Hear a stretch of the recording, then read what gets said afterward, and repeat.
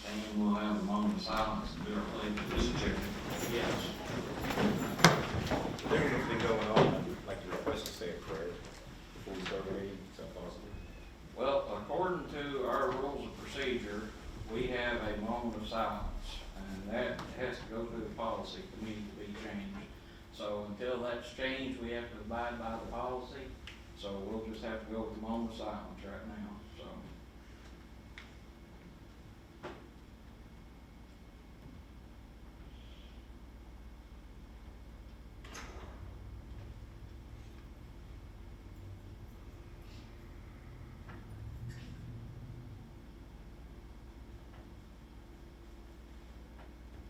Thank you for that. Doug, you lead some pledge? Raise the flag, please. Place your hand over your heart and begin. I pledge Allegiance to the flag of the United States of America and to the republic for which it stands, one nation, under God, indivisible, with liberty and justice for all.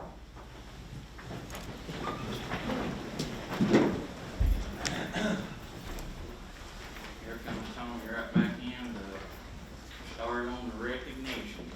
All right.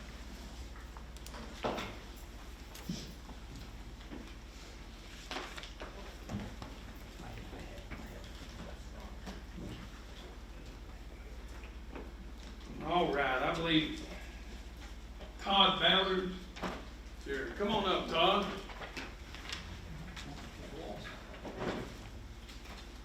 Yeah, so I am not correct, Ed. We're similar but very different.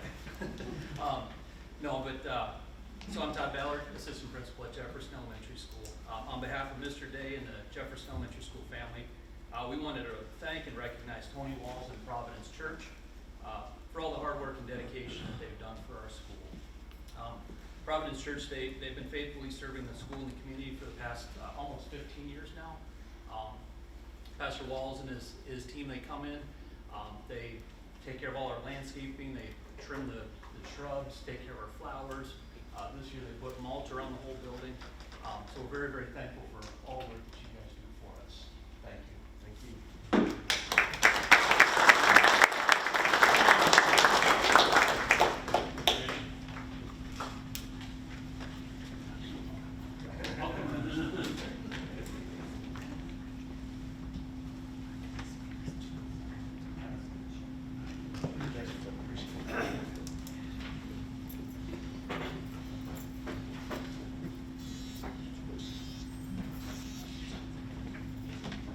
We're good on that. All right, and that brings us to public input.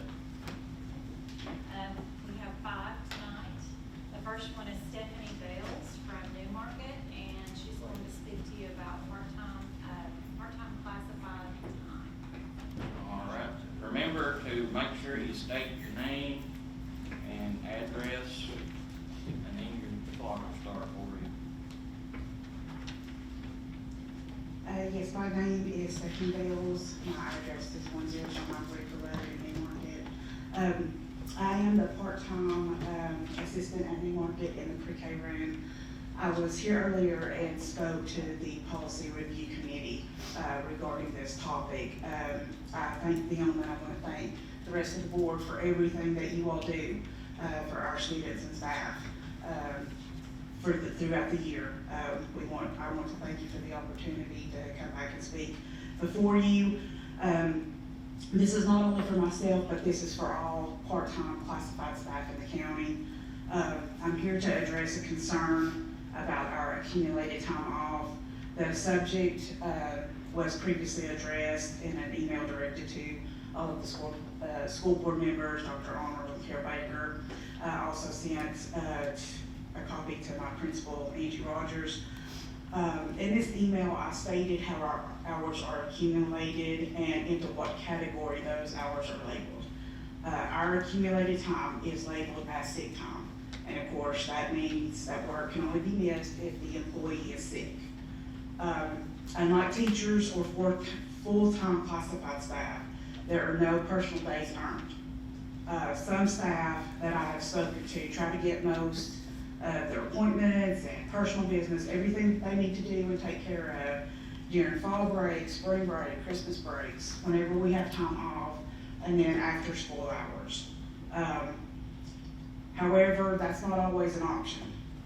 Our work schedules do not always align with available appointment times, and family issues requiring us to miss work do not always fall under the policy guidelines for sick time.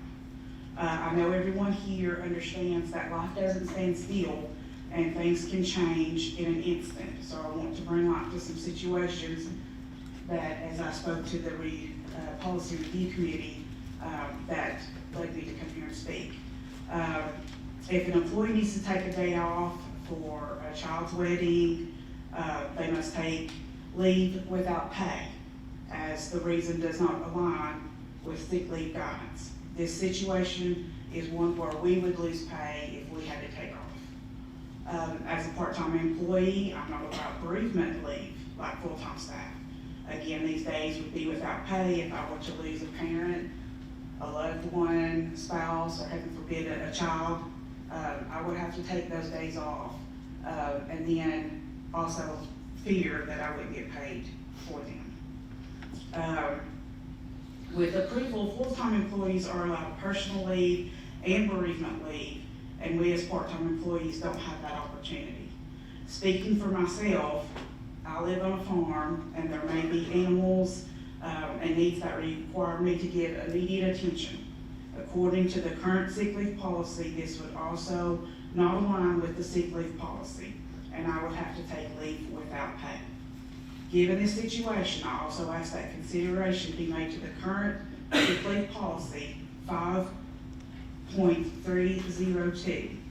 The policy currently states, quote, "A signed statement listing the cause of the absence shall be provided to the supervisor," end quote.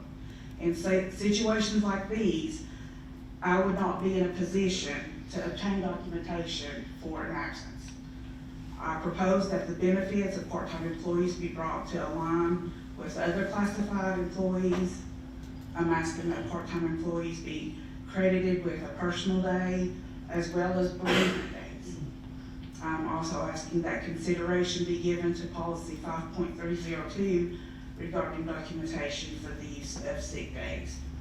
As I gave an example to the policy review committee, a lot of teachers, if tummy bugs go throughout the school, that's not necessarily something that we would seek medical attention for. We would just take the time off and then go right back to school and get back into it.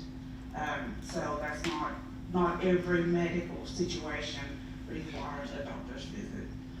Lastly, I want to thank you all again for your hard work, for your babies and for us.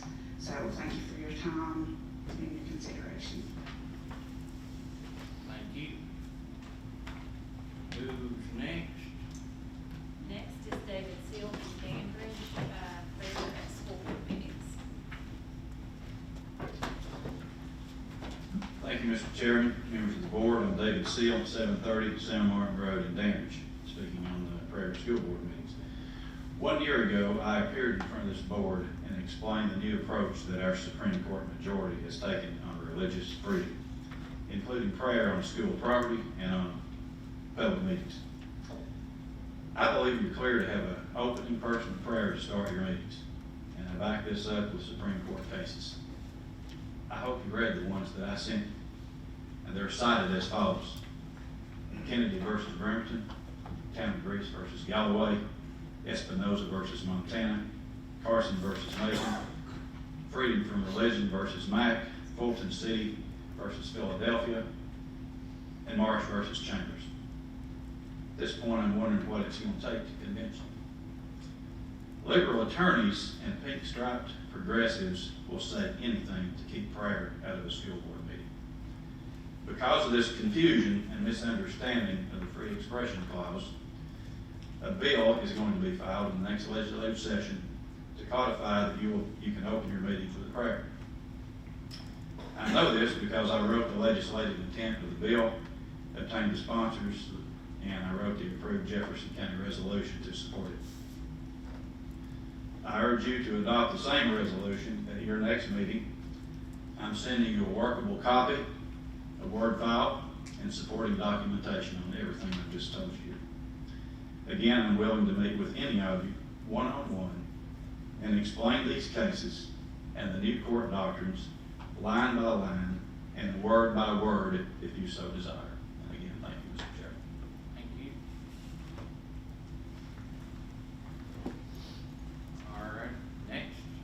Next is Bo Christian from Cambridge, and he is speaking on high school advisory and equity classes. Good evening, Bo Christian, 2960 B Carter Road, Cambridge. Good evening, members of the board and community. My name is Dr. Bo Christian. My family is deeply rooted in this district. We currently have 2 students at the high school, 1 graduate from the class of 23, and my wife has just recently served on the district's high school science curriculum adoption committee. I want to begin with gratitude.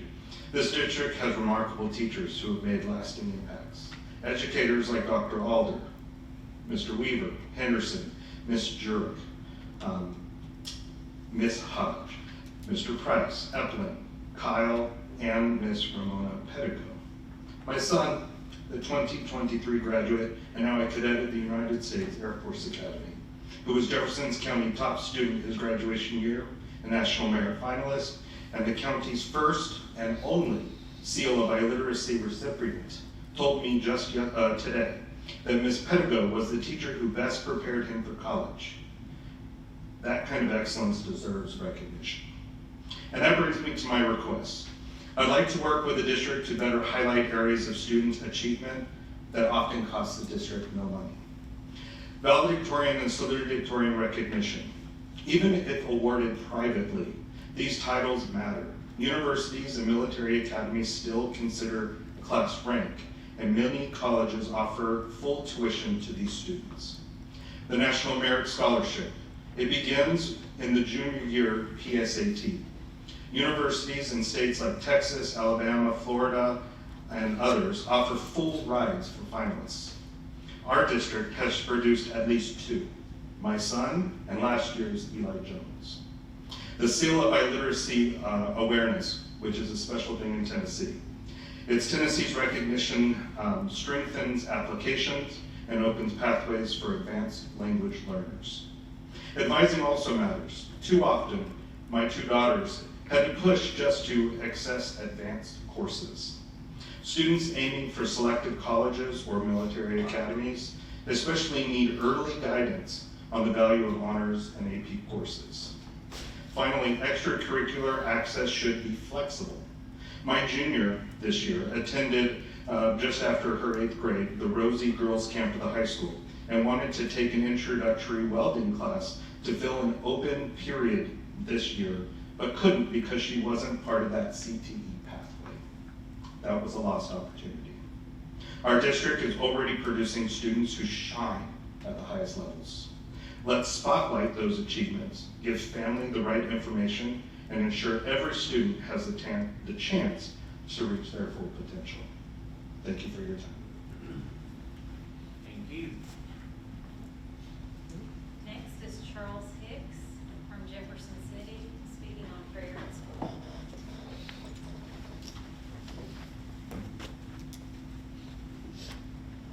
Hello, everyone. Glad to see you again. Well, I'm gonna have something to say to you tonight. Yes, ma'am. Name and address. Oh, Charles Hicks, 210 Savannah Drive, Jefferson City, Tennessee. Thanks, sir. I want to tell you a couple of stories, okay? I guess all of you is familiar with the man in the Bible named Jeremiah. Haven't you? Everybody heard of him? No? Okay. Well, there's a man named Jeremiah in the Bible. God sent him out on a mission. He said, I want you to go and I want you to tell my people that if they don't change their ways, I'm going to destroy their land. Jeremiah didn't want to do it, but he went ahead and done it anyway. And he warned them, and he warned them, and he warned them. No, they're just caught up in their own ways. They're going to do it their way or no way. They didn't care anything about God. Everything in their eyes was good, just the way they wanted it. They done what they wanted to do, how they wanted to do it. And then that story in the Bible, Jeremiah, because they wouldn't listen, God destroyed their land.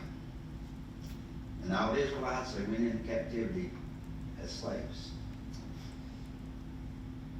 And you know, I don't understand why we want to look at this and look at this.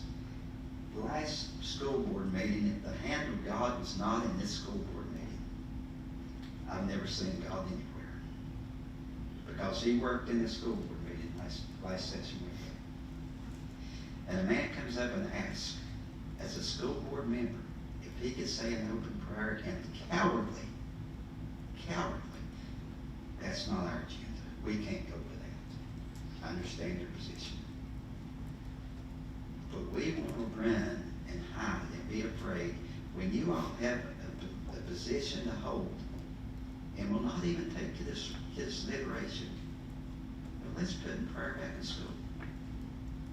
Do we really want to see this nation be destroyed? Do we want to see a school end up being destroyed somewhere, somehow, but somebody got some evil in their heart that they want to do wrong? And we can say, well, that's just something that somebody happened. We kicked Jesus out of our schools. We did, not the kids. Kids didn't have nothing to do with it. The kids has, and I know that other people, the other preachers, they tell me what they're doing behind those curtains, and what they're doing when the kids are not there. Somebody told me the day that they're allowed to go to school and they can pray, but they have to be out of the school before the kids get there. What's that doing? We're only saying, yeah, we'll let you do that, but you know, we really don't believe in God, and we're not going to let the kids experience this because we may get in some kind of trouble. But guess what? All over in the Bible, there's another story about a city named Nineveh. I'm sure all of you have heard that sometime or another. But there was a great revival in that town, and they were so evil that they were on their way to being destroyed. But one of the greatest revivals that ever took place in that city. There could have been from 300,000 to 600,000 people in that town. But they believed in Jesus Christ, and they stood up and they repented and they were forgiven of their sins, and the city wasn't destroyed. What's it going to take? What's it going to take for us to realize God's not going to keep playing with us? I'm telling you, he's not going to keep playing with us. We see more and more destruction every day that's happening to somebody that has some kind of faith. So does that just mean that we still want to have a position like we have as a school board member? And the number one thing is that we're going to keep prayer out of school. I just can't figure it out. Jefferson County has the greatest opportunity to set an example for the whole state of Tennessee.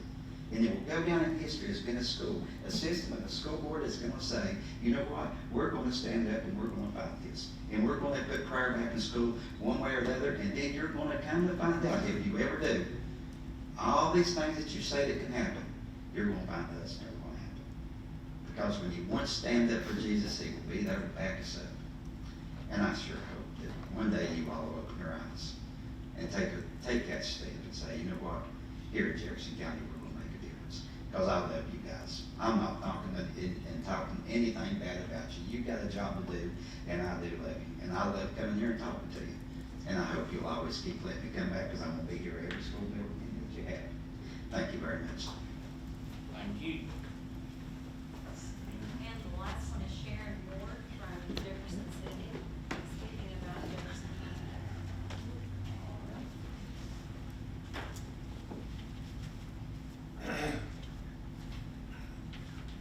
Hello. Fell broke my elbow, so just look up and I'm kind of clumsy. Good evening, members of the school board. My name is Sharon Ward. I live at 1906 Alcorn Drive in Jefferson City. And I want to thank you for the opportunity to come and speak to y'all tonight on behalf of the Jefferson County Fair, an institution that has stood as a symbol of tradition, togetherness, and the true spirit of our community. For generations, the Jefferson County Fair has been more than just a week-long event.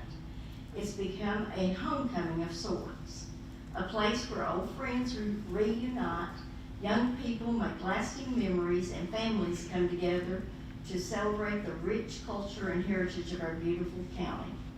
From pie eating contests and livestock shows to gospel music, tractor pulls, and youth talent shows, our fair has always been rooted in community service and community fun. But like so many institutions that have weathered change and challenge, the fair has had to adapt.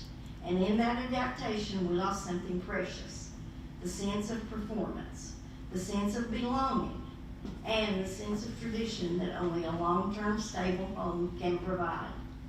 That is why we are here tonight to humbly request your support in securing an annual lease for the fairgrounds, not just for a single event, but for the continued growth of a year-round mission to serve Jefferson County. With a committed home base, the fair can expand far beyond 1 week a year. We can host festivals, educational events, youth programs, agricultural workshops, and community-wide celebrations throughout the calendar year.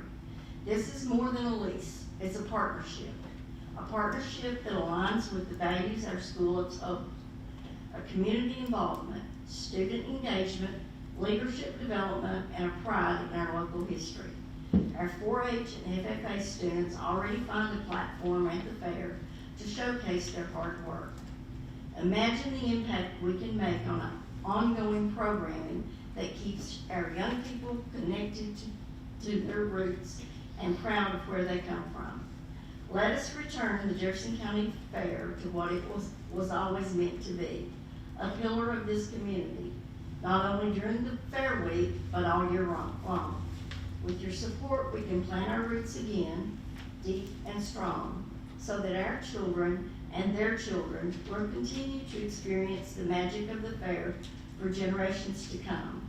Thank you for your time, your consideration, and your continued commitment to the heartbeat of Jefferson County. I have handed out a couple of documents, the lease agreement that we kind of come up with for y'all to look over, as well as some of the events that we would like to do if you all decide to let us have the lease for like we used to have. And I will let you know that there are some things that we found at the end of fair this past year that are going to have to be redone.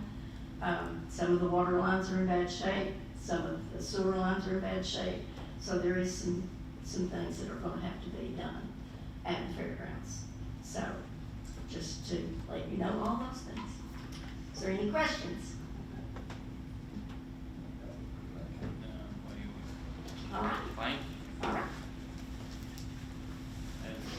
All right, thank you very much, everyone. So, that takes us down to the items for information.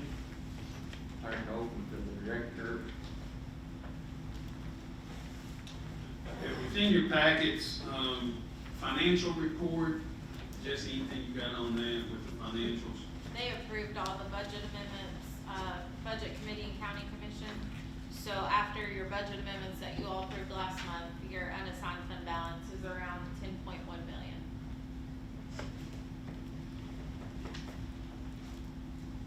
Also in there, items for information, we've got district enrollment, policy review, and new requirement threat assessments is included in there.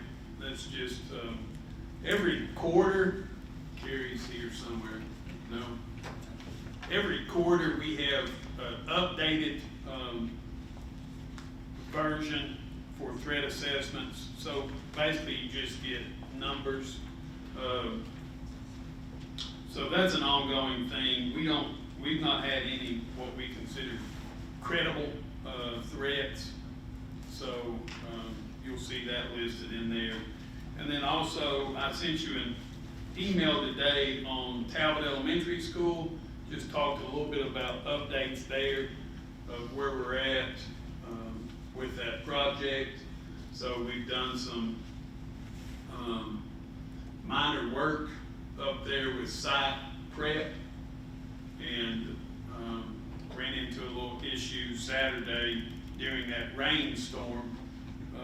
We had a gutter drain, so the construction company thought there was a foundation drain. They capped it off so nothing would get in there. Turned out to be a gutter drain. So whenever it rained, it backed up, came into the school. So we took care of that Saturday, Sunday, and into Monday morning, getting that figured out and repaired. So I'll start sending you, I'll put those, if you remember those roofing updates, Piedmont Elementary School updates, where you get some pictures of progress, reports of of what's going on. So I'll send those to you, monthly at these work session meetings, put them in there. Yeah, and Dr. Arnold, I think if we could provide those to the joint committee meeting too, I think that would be Yeah. an item that the joint committee would like to Sure. review. Sure. And I do plan to send those out, once the board has those, I'll send them to commissioners also, forward those out. That's all the items for information, sir. All right, you got anything on the upcoming business session agenda? I do,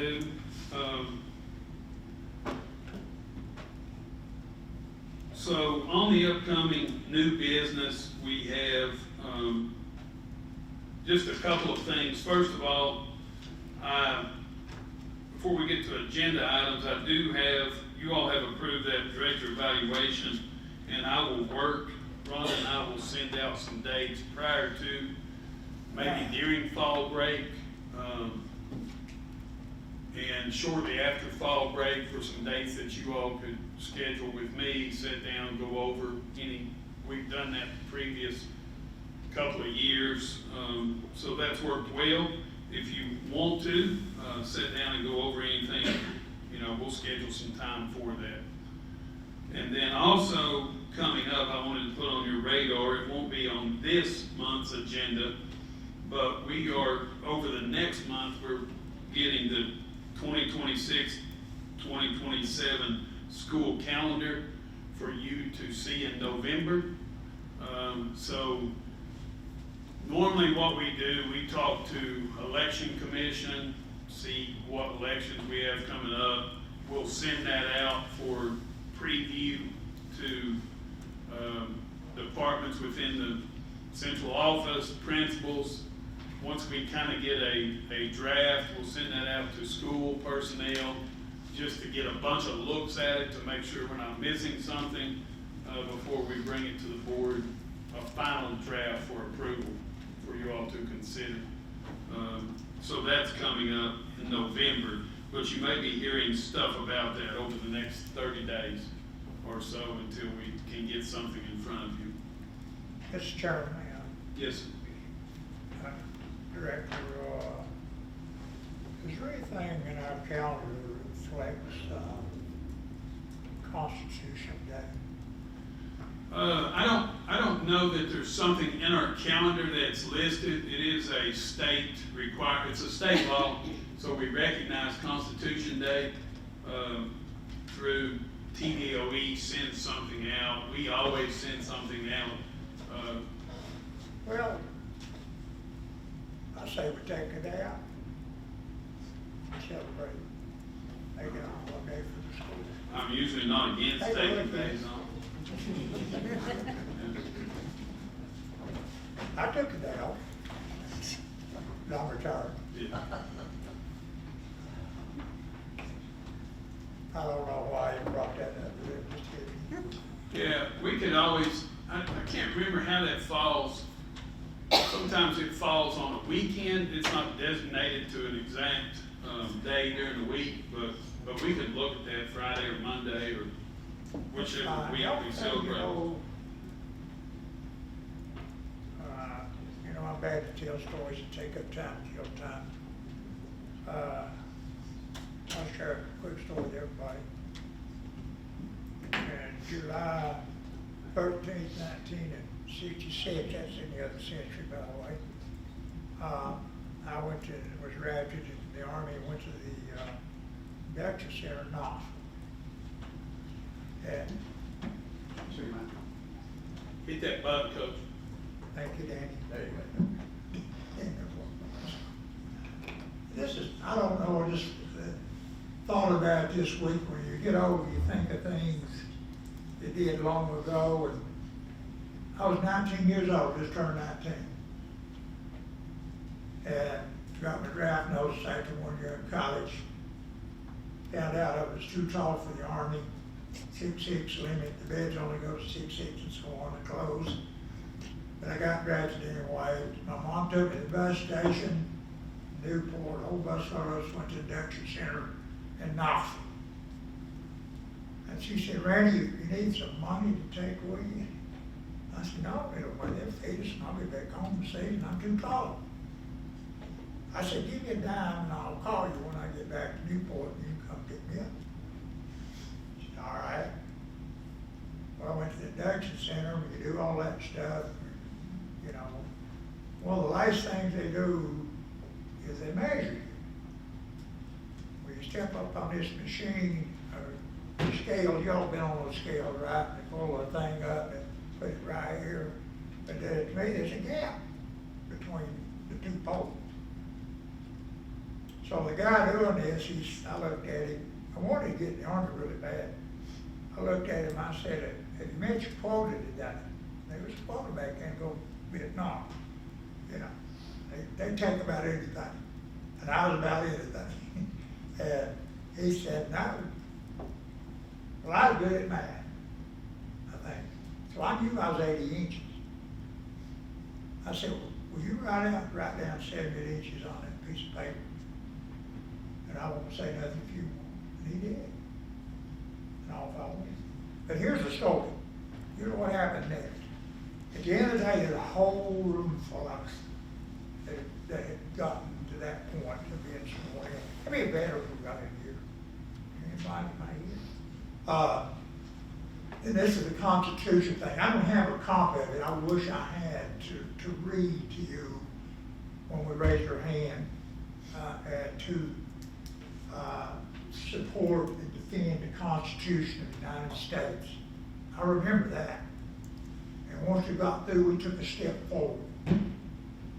Okay, a symbolic step. And you know what I felt when I took that step? I felt the weight of that Constitution come down on my shoulder. And responsibility as a 19-year-old kid. What I had to do, what everybody in that room had to do. And I took it seriously, and the rest of us did too. So if we can't do anything, that's fine. But just this week, you know, getting over, I'm saying, you see the world differently, and you remember your past. And I remember that day, the responsibility that was given to me and everybody in that room to defend that Constitution, the keystone of this country, that keystone. Freedom, speech, freedom of religion. You can't beat it. Real simple. No other country in the world has that but us. You can worship anywhere, anytime you want to. And so, with that said, I'm glad my wife's not here. But anyway, I just want to share that story if we can do so. You know, probably, I don't know. Kids learn about the Constitution in school. I knew what it was. But until I was told I had to support and defend it, that took on a whole other meaning. Very simple document. It's just awesome. It's just the most awesome document. But anyway, I feel great. Sorry. Thank you. Okay. I'll go back to sleep now. Can I turn my button off?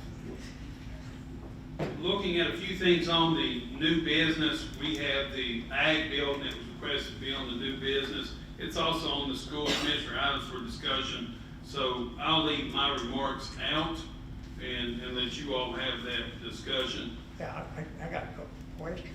Yeah, whenever we get to that discussion, it's all in. It's not that, we're not down there yet? Not down there yet. All right. And also, just a couple of things. So on the fair lease, I put on there that at the request, just glancing over some things, I know that whenever we ended the fair, couple of things just as far as within the current contract. I know that, as Ms. Ward mentioned, there was some sort of sewer problem up there, drainage. Somebody dug a hole to find the sewer line. We would just be asked to, before somebody digs a hole or leaves a hole, we need to be aware of that.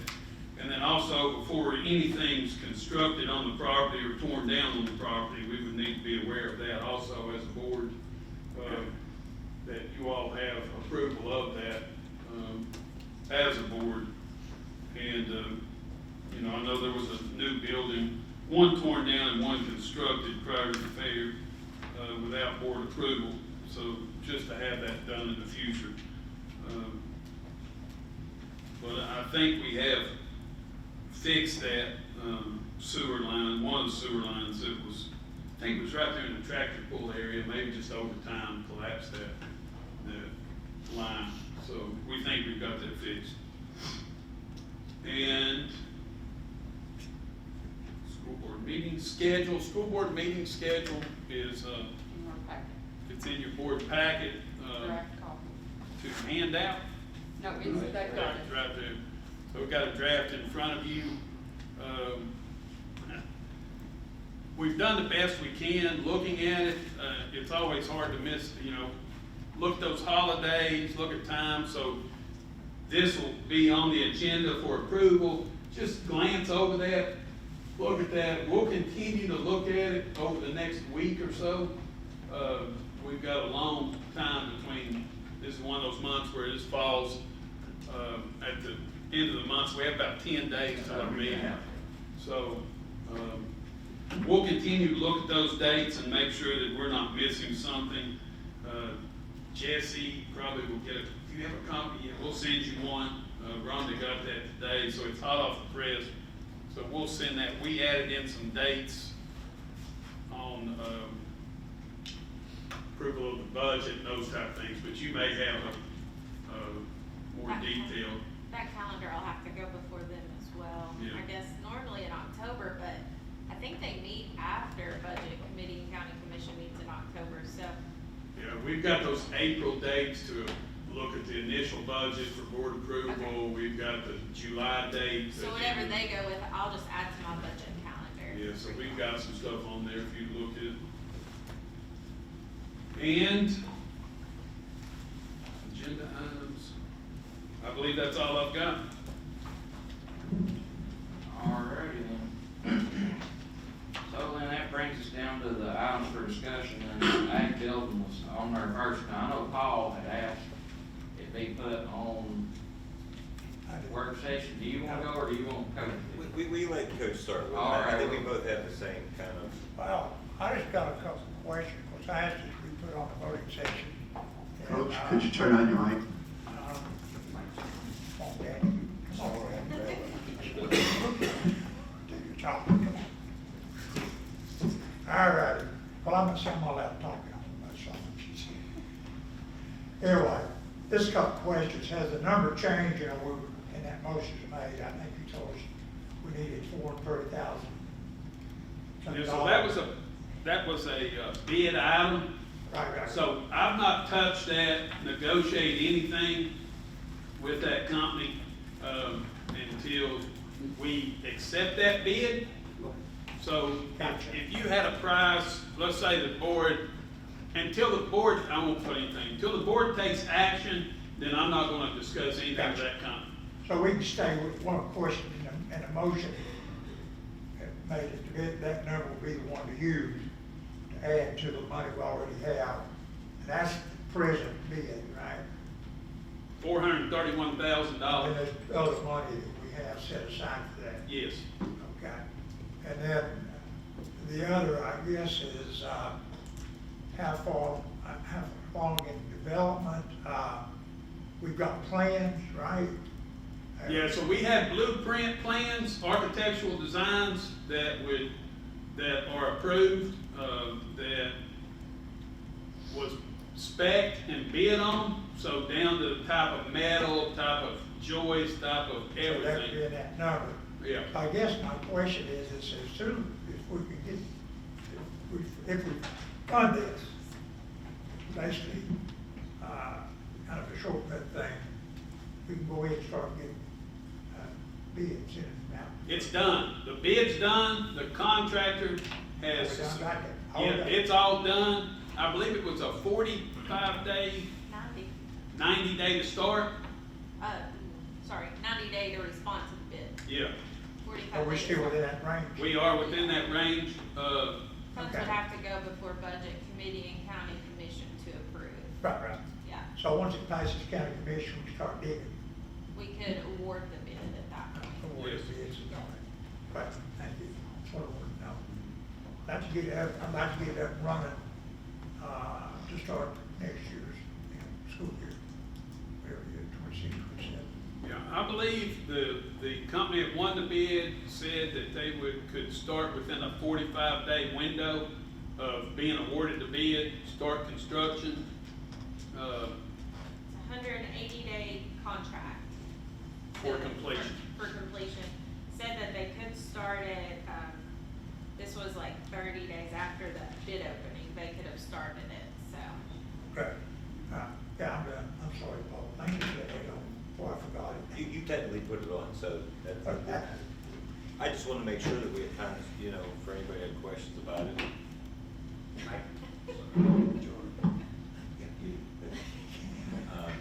Just for anybody who had questions about it. Do we have the ag teacher here? Mr. Martin is Martin. here. He's here. Could you come up to the? Calm down.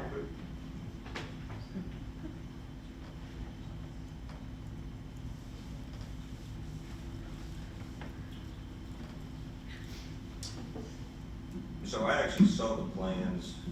You've seen the plans for this? I have, yes. Is that, I guess, you know, I'm not an ag person. I've looked at this thing. I understand the concept of what it does. But what I look at is just a four-wall building, 40 by 40, and then a 40 by 40 outside, basically with the wall that separates them. Yes. And a lot of concrete and nothing else. I mean, is that what you need? I mean, like, other than inside, there was I think it was a manure pit is what they referred to it as, or storage corner or Yeah, something. they had a water heater, some things like that inside Yeah, there. a little corner of it. Does that meet what you need? As far as the facility goes, that's been proposed and bid on, I mean, I honestly can't think of really anything else. The original, kind of proposal that we had written up and requested to the school board was very similar. We started off asking for a 40 by 100 with a 40 by 40 enclosed, and a 60 by 40 open. What we're looking at is having some enclosed for storage and being able to lock things up. If we have, you know, animals like our small animal grooming lab, possibility of moving it into that part of the building rather than having it in the part of the building where the students are at now. The open area, obviously, will have to have some work to be functional for what we want to use it, but that's a matter of potentially purchasing corral panels, squeeze chutes, things like that to be able to handle large animals. So, you know, our original request of the board was for a facility, and then from that point, we would address coming up with everything else that we need to get it up and running and functional for the students, so they can get that hands-on component with the large animal signs. So I noticed in the drawings that they had, there was two roll-up doors. Yes. It looked like a tractor or whatever, a truck or whatever vehicle needed to come through it. Is that needed like that? Well, we asked for that so that we have one outside access door to the enclosed storage to be able to move things in and out. And then the other end that goes into the open area that's still under roof, you could potentially move animals back and forth through there, plus you could get machinery through for cleaning up and, you know, moving things through. So the original request was that way, 2 man doors and 2 garage doors across from each other, which the garage doors also would help with ventilation and that kind of thing, you know, when they're open, so. And the HVAC will definitely be a big help on the inside. That keeps things cooler and warmer, so, I mean, it would make it more comfortable, you know, and I know that was included as a part of the bid. The bid is not a, you know, from my perspective, it's not a deal breaker. If we don't have it, I had, you know, mentioned to Dr. Arnold back earlier, in the planning process of this, if we don't have air conditioned space, we need exhaust fans, just to keep some air movement so people and animals don't overheat. And so, from my understanding, then the enclosed area will be basically kind of like a classroom area as well, right? Or you can be used like that? Is that kind of what there'll be students in there? I know that around schools, you have to be careful with labeling things as a classroom, so I wouldn't say it's a classroom, but it's lab space, not where kids would be sitting and getting instruction, but where they could be hands-on applying their knowledge. I guess I understand what you're saying. But there will be kids there that may require time to be inside there, or one point for some time, more than 10 or 15 minutes at a time. Potentially, right? yes. So the one thing I didn't know, the one thing I noticed that was not in there was a bathroom. Would that be helpful? Right, and in some of the original plans, this was discussed being placed up near the softball field. And I think Dr. Arnold pointed that out at the last meeting, that, you know, that site was going to require a lot of site work and all. And I think Dr. Johnston had kind of pushed for that. That was going to be far enough away from any facilities that, yes, restrooms would be a necessity. Where we're at now, we're close to the other buildings. You know, obviously there's a foot traffic concern of going from one building to the other and which doors are unlocked to be able to access and that kind of thing. So in this plan, a restroom facility was not included, but once again, from my perspective, that's not a make or break the deal. We're not going to be sitting in a classroom there for an hour and a half. We will have the ability to move back and forth from the Holt Center to this facility and, you know, take care of the restroom necessities if needed. We had mentioned being able to host some events. This really took off back at the time that there was the potential of losing the fairgrounds. And so we talked about hosting some of those events at our facility if this came into being. And in that case, you know, if you're hosting anything public, then you probably need more than one bathroom available. But for the school part, yeah, a bathroom would be great inside. But once again, it's not going to make or break the deal from our perspective. Okay. What about like a washroom or sink or something? Would that be kind of needed though? We've asked for drains throughout the facility, water access throughout the facility. We need to be able to wash down. We need to be able to, you know, in some cases wash the animals and that kind of thing. So, you know, I think from a maintenance perspective, it would be pretty simple, even if it's not included in the construction phase of it, to come in and install us a sink, you know, for the students to be able to wash it. Obviously, you're dealing with animals. Yeah. That was in there You don't with wanna hot go water eat lunch. heater. Hot water heater was in there. I'm not sure about There's the a sink in there. Okay. It's so small when I was looking at it. Yeah, it was like, I'm getting old, it's hard to see it small. When I I was bring looking at it it up, I can breathe it. so everything, from what you saw, looked like everything would be, your requirements of what you need, and then it sounds like even maybe exceed a little bit. Because I see pool barn, by no means is this a pool barn that I thought of when this is a wood, this is a prefab, almost customized steel structure, and I don't have an issue with it. I mean, to me, been around enough to know wood's eventually gonna rot. When you start tapping wood onto concrete, it's gonna start over time versus the steel. I do think that, I think maybe as a board, well, I'll speak for myself, when I see a price of $617,000 for a pool barn, my eyes were probably bloodshot that night thinking, how much wood is this? What kind of wood are we gonna use for that? But,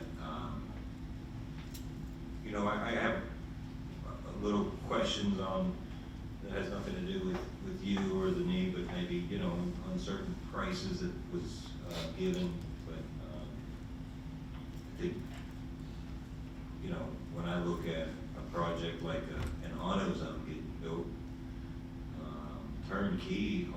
the shows and sign and everything can be done for about 1.35 million, and we're getting a four wall. I just think that might be a little bit over the top price wise.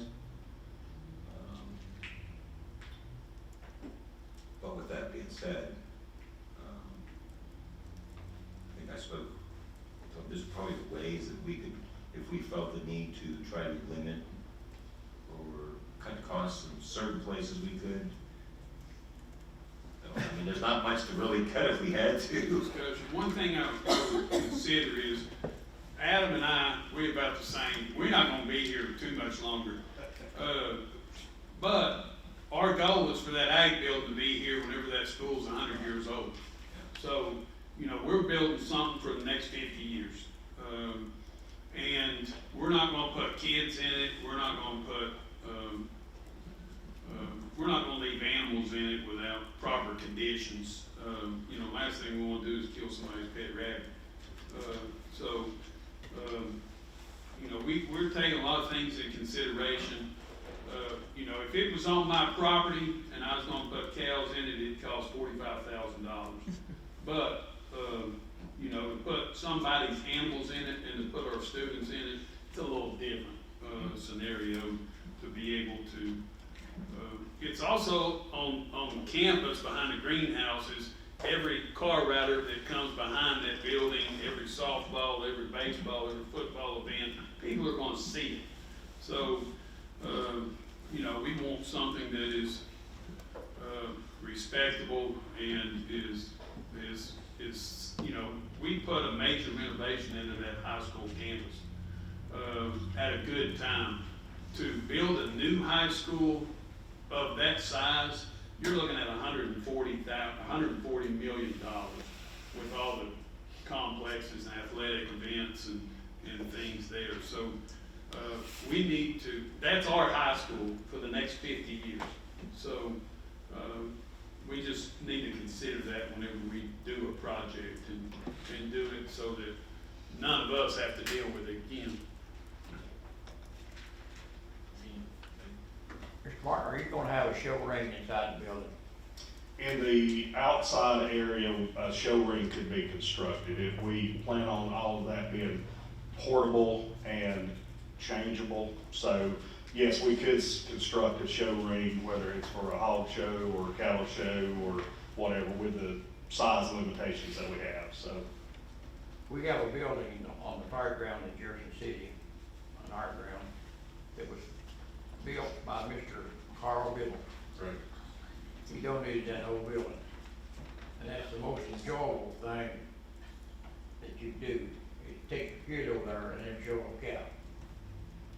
We got a cow that was state tops in every field when he gets to school. And I think they deserve it. I think our county deserves it. And I support it 100%. It's something that the kids will remember as long as they live. Thank you. Yeah, a couple questions. First of all, who is the construction company who's going to be doing this? Do we know? I know Lewis was the architect, but I don't know. So the low bid was McSpadden. McSpadden. Yeah, was the low bid. Okay. And do we have any cost of the post-construction needs, like you mentioned, the corral paneling and all of that? How much, after we, spend the money and construct the building, do we have any idea how much it's going to cost to get it to where it's usable?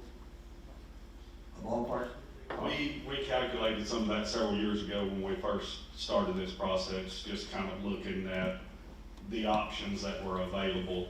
And probably at that time, I want to say we estimated 20 to 30,000 potentially if we did everything. I was wondering, before the school board meeting in about 10 days, could we get like some kind of an updated estimate? Sure. Because that's going to be part of the cost of this thing. It's not part of the building, but it's going to be part of the building after we get done.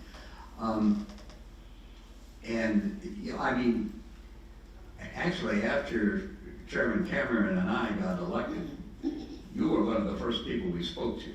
And at that time, and this was 3 years ago, you were waiting for the ag building to be brought up and to get done. I have no doubt that this is needed. I'm not an ag guy. I'm a corporate businessman. I don't know anything about horses or cows, other than you get milk from cows you sit on horses. So I honestly don't know what is needed and what's not needed. I'm kind of like Mr. Hardy when I saw $615 for what I consider a glorified barn. That seems like a lot of frickin' money to me. But then again, I looked at the schematic drawing. There's nothing on there that I could see as, superfluous, that is not needed. It just blows me away how much things cost these days, the concrete and everything else. And so I certainly don't have a problem with it. I just wish we, and this is just me, I just wish we could do it for less. But I don't have any recommendations of what we could take away from what I saw on the bid. I just don't. It just seems like a lot of money. But I would like, before actually voting on it, to know what it would cost to outfit it after it's built. Thank you. I'll give an estimate on that, and if I may, I'd like to say, what you just said is exactly why I want this building, because the majority of my students now are like you, Doug. They're far removed from the farm. I've got a large animal science class that I asked the question, how many of you have actually interacted one-on-one with a live cow? And there's two hands, maybe three. So when I was in school, when Josh was in school, if you were in an animal science class, you probably came there with a little bit of evidence on your boots that you had been on the farm. So it's not that way anymore, and I compared it with Tommy back before he was director, of having a welding class with no welding shop. We can talk about them, we can write essays about it, we can do all this stuff, but until you go vaccinate a cow or do other management practices, you don't know how to handle a 1,600 pound animal. So the hands-on component is what's missing from our animal science program right now, and that's what we would like to achieve through this. I'm the same as you all. When I saw the numbers, I was glad I was sitting down. If it was on the farm, that would be a big, you'd close the door in their face and say, I'm calling somebody else. But I understand on the school campus, it's a whole different ballgame. So I don't know all the requirements. I know it addressed like 6-inch concrete. I would have assumed 4 was sufficient. It had copper throughout. I would have assumed PEX would be okay. Those are the details that I don't know if we can work with McSpadden and say, hey, can we shave a little here? Can we shave a little there? But, what I thought might be a $200,000 project, I don't think we can shave enough to get it from 600 to 200. So it's just where we're at. So I appreciate y'all considering it, putting the time into it and the effort to address this. The question I had, Doug pretty well asked, Dobbs County, wanted to know roughly how much it would cost if we dressed this completely out. We're gonna build it, we might as well do it, do it all. If it's $20,000 more, okay, 20,000 on top of what we got. Let's dress it out. Have you bought a panel gate lately? It's been a year or so. I bet How much you higher pay now. for it then? I got the cheap ones at $109.99. Go buy you one today. That wasn't the good ones. But I will work with the co-op on quoting a package, if that's okay with you all, and I'll get that information to Tommy and to Josh. There's lease, there's rental, there's options there for some stuff that we can get going to. Right, we don't necessarily have to have, I'm saying, 20 to 30 to have everything up and running like we want it, and that's with scales and everything, but we'll check on all that. Yeah, I'm not asking for an exact, I don't need an item, I'm just looking for a ballpark figure. That's me.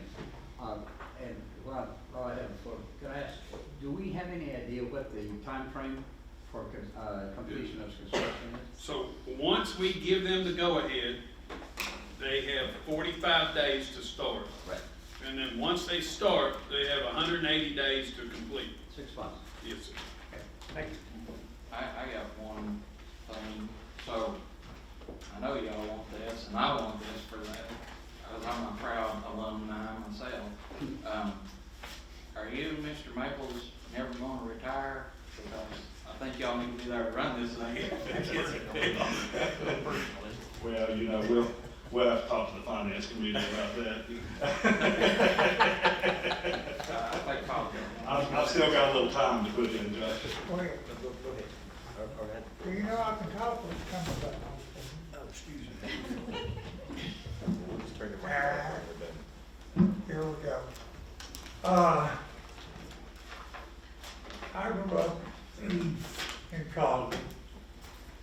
My dad tried to farm. We still got 160-something acres up there. The only thing I can say about farmers, they're born. You don't make somebody farm. They're innate. They want to do it. It's unbelievable that I was in agriculture for one year. I found out I didn't want to be a farmer. I'd shovel out the saws and but anyway, talk about price. It's under what's the total number for this? Probably 600 something. $618,908. No pennies. No, they rounded up. I think it's a good price for this segment of students that we have that want to be farmers. Now, in the past, I've said this last meeting, we spent $3.5 million on a performing arts center, which is great. Ain't wrong, I love it. We spent $2.4 million to put turf down and new track and those things. I believe we can afford $600-something thousand to build a pavilion for these kids that want to farm.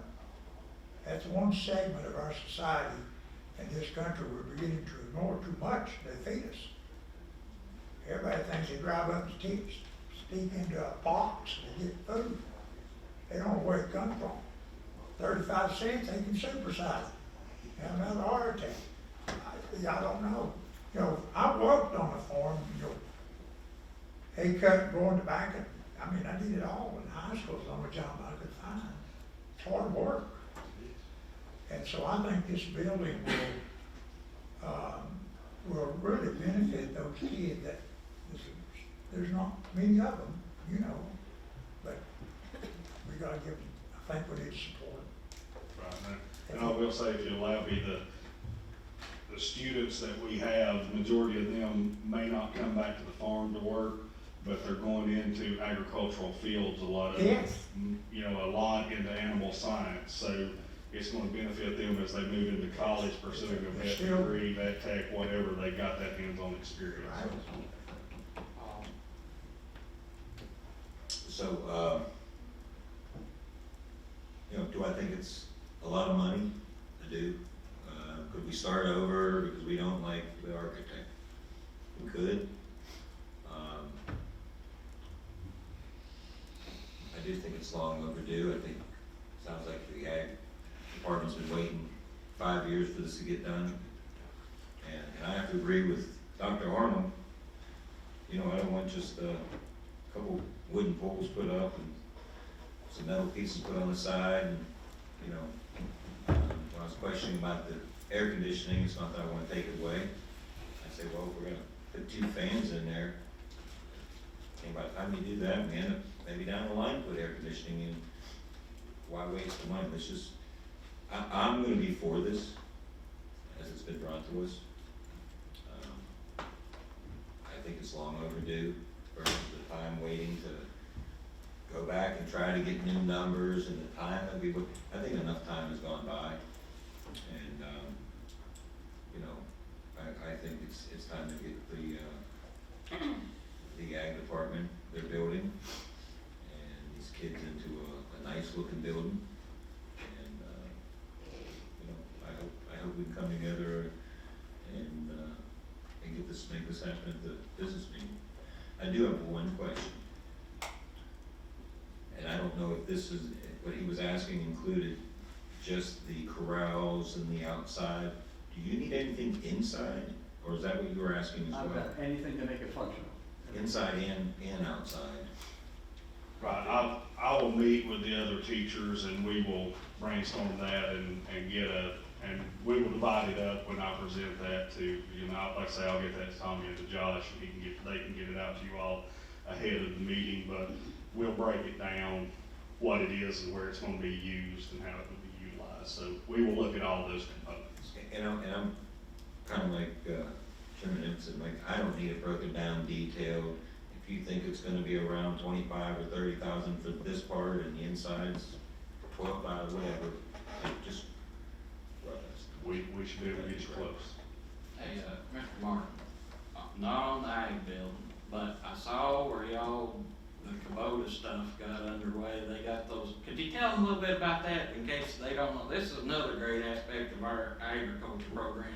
We provided some funding and we're now doing, what is it, Kubota diesel or just? Kubota Tech is the name of the program, and I want to thank you all and Ms. Hayes for helping get that started and the ball rolling on it. We did start it this August, and yeah, there's the picture. So they're wearing work uniforms. Tri-County Power Equipment got those donated to the kids.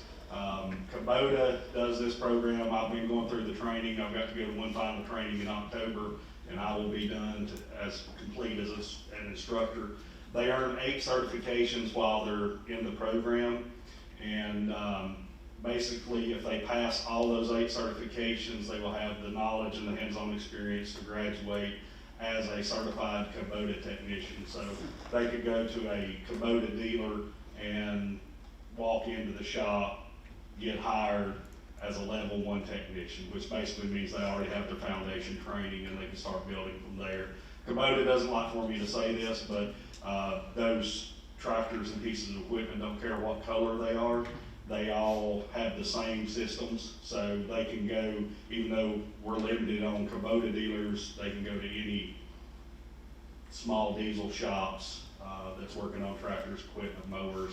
So we have a diesel side-by-side, 0 turn, and the little tractor loader backhoe that they do all their activities on. So love the program. Kubota invited us up to Newport last Friday night for the American Rally Car Association race that was sponsored by Kubota, and we got to meet their drivers and watch that. And the kids had a great time, so we're really enjoying it. We thank y'all for your support. Come by and check it out. Come by and see us. Thank you, Mr. Martin, appreciate that. Trevor, on being, Yeah. on that picture getting up there. Coach challenged him before the meeting. Thank you. All right, any other items for discussion? Chris? Yeah, I have a couple. First of all, with the fair lease, what I did is I had a meeting with the fairgrounds and kind of got an idea now that the existing fair lease was up. If they could have everything that they wanted, what would that be? All right, and I asked them to draw up a document. Not saying that we're going to adopt that, but just to give us an idea of what they're looking for. They did that. You have a copy of it. Hopefully you'll look over that before the next meeting. Based upon our existing contract, I submitted to the central office a modified version of our existing contract. Now this was before the fair the fair organization gave me their, wants and lists. On this one, what it does, it extends the lease from a 1-year lease to a 3-year lease. All right, and it let's see. It also extends the time on a yearly basis that we could terminate the lease from 4 months to 6 months. So from 120 days to 180 days. And there's a couple other small things about putting up signs and things like that. One of the changes that I noticed in the fairground, list of desires was the 3-year lease with the option of extending it for another 2 years under the same terms as the prior 3 years. And they're asking for an option at the end of that 5 years to enter into discussion with us as to whether we want to sell it to them outright. Now, that's not saying we have to do that, it's just saying that they have the option to ask us to enter into negotiations to sell the fairgrounds. And we can say no, we can say, what are you willing to pay us? They tell us, we say that's not enough, so, or we can say that's great and do it. I believe in that scenario, we have a lot of safeguards. First of all, we have a yearly safeguard that at any time during this during any year during this 3 or 5 year lease, we can say, well, we're terminating it for whatever reason. That's a safeguard. We have a safeguard at the end of the 3 years to say, we don't want to renew this for another years, or to go ahead and do it. And we have a safeguard at the end of the 5 years to say, well, you may want to buy it, but we don't want to sell it. So I think we're safeguarded. So I myself don't have any problem with that. There's some other things I haven't looked at it, but this lease here that's got the yellow on it, that's the existing lease we have with the changes I suggested that we make for your consideration. The other lease is, obviously the list of wants and needs from the fairgrounds. So my thought would be, if there's anything in that we can blend into this that we agree to, that's fine. And I'll leave it at that. We can talk about it at the board meeting. The other thing that I would like to do is to compliment the school district for the Constitution Day ceremony that we had, and thank the Daughters of the American Revolution who actually sponsored it, kind of put it together with the district. I think it was great. We had about 60 people there. I was there. I felt very patriotic. I think the kids did a great job, and I just want to thank Tommy Arnold and the DAR for Yeah, don't thank me. Amy Sharp right there, so it wouldn't have went on without her. Well, thank you very much. You did a wonderful job. I just showed up. Any other commissioner input? Yes. I actually have a couple questions about the fairground lease. Is this the same lease that we've had? Like, I know that there was 2 years, I think 2 years that there wasn't a fair. They've had it through this whole time, and obviously prior to that, was this the same, that type of lease, or like? Which one? The one that Doug presented here? Yeah. Yeah, it's very similar. It extends some time.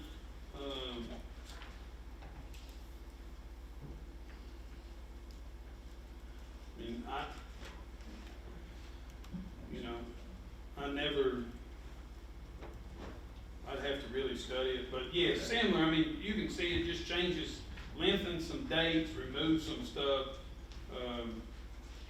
Just doesn't look like there's a lot of changes. If I could just speak to that, the chairman just pointed something out. Where it says to use the leased premises, on the yellowed out thing, there's a misprint there. It says November 1st, 2025, ending October 2026. That should be 2028. So that's a significant change. That's one of the things I was looking at. So we'll have to send through our board attorney to determine if we're allowed to enter into leases beyond 1 year. Okay. So we cannot lease beyond 1 year ourselves. So can we enter into a lease with an entity beyond a single year? Because we only budget for 1 year, and our budget's approved by the county commission. So what happens whenever we enter beyond that year will have to be a question we Yeah, I'm thinking maybe we could do a 1 year lease with an automatic option, automatic extension, something of that nature, yeah.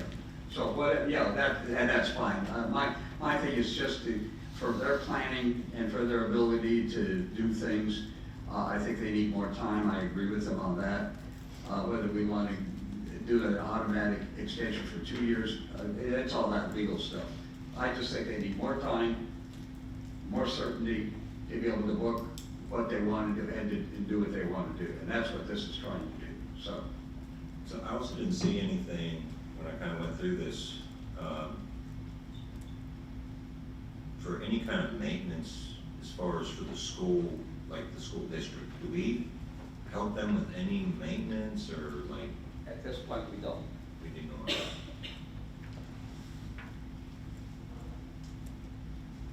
That doesn't mean we can't, but at this point, we do not. In the previous contract, it was stated we do not. General maintenance of the road was it, but as far as maintenance, we did not. In the previous contract, it was stated that we do not. Do we use any of the facilities over there at all, any of the buildings, or the grounds for anything? We housed some animals over there during that time. We allowed that to happen.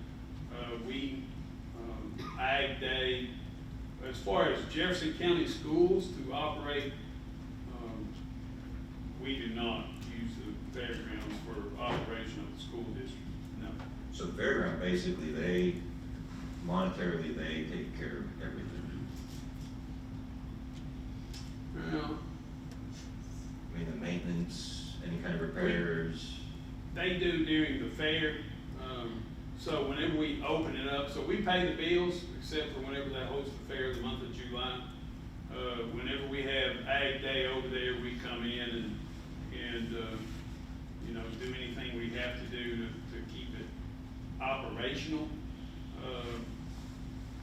So we control the property, except during the fair. I like it. All right, anything else on that? Okay, so one last thing, if you were at the last joint committee meeting, there was a large amount of time spent talking about the county garage and the addition that's getting made. What is it, like 2 or 3 bay addition? I think at this last meeting, they aren't they getting another quote or something? So we bid it out twice. Yeah. And the second time the bids came in higher.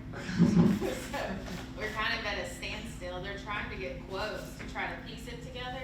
Yeah. But with the funding set aside, and we can't get quotes because they know we're gonna have to bid it either way with our bid threshold. Yeah, so they work on our buses. I'm pretty sure from what I understand, there's no way our buses can come back to our old bus garage. The facility just is not up to snuff. I mean, maybe put 2 in there if you're lucky, and you might be able to work on one at a time. One at a time, because, they're from me to you Yeah. apart, so, how do you work on something here and something there? We utilize it some to run through inspections, something of that nature, but not for, pull tires and engines and rear ends and those type of things. Yeah, so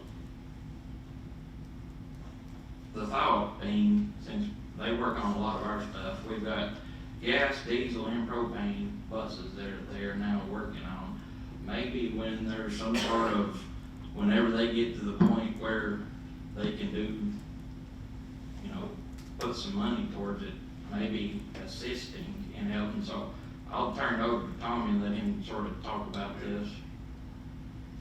I cannot even imagine what it would cost for us to bring back the transportation maintenance back to the school system itself.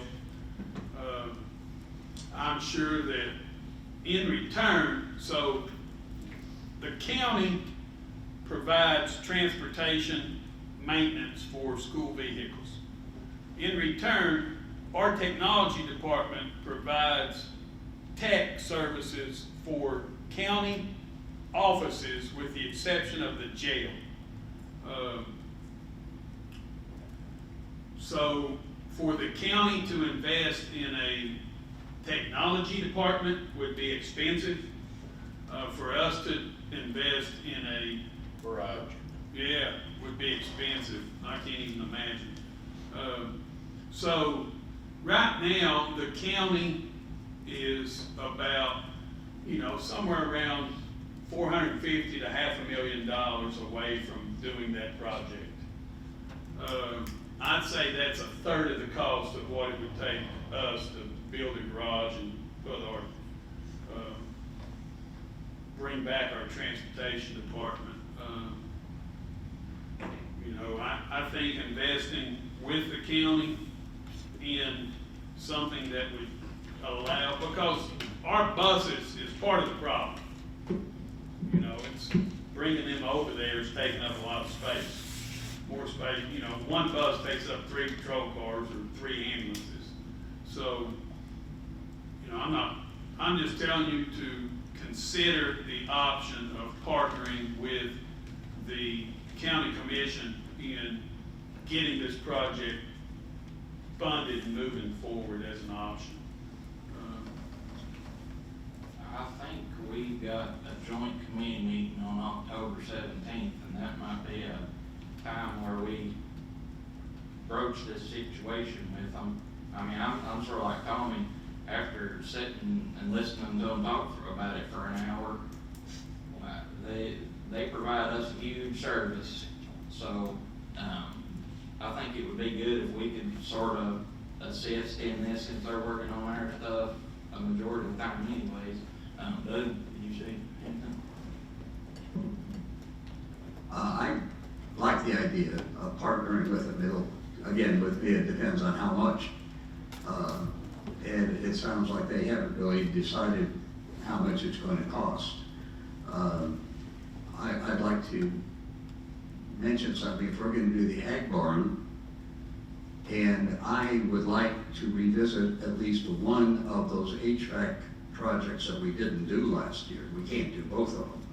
And that's probably going to be anywhere from $3.5 to $4.5 million. I think for either one, it'll be just about the same.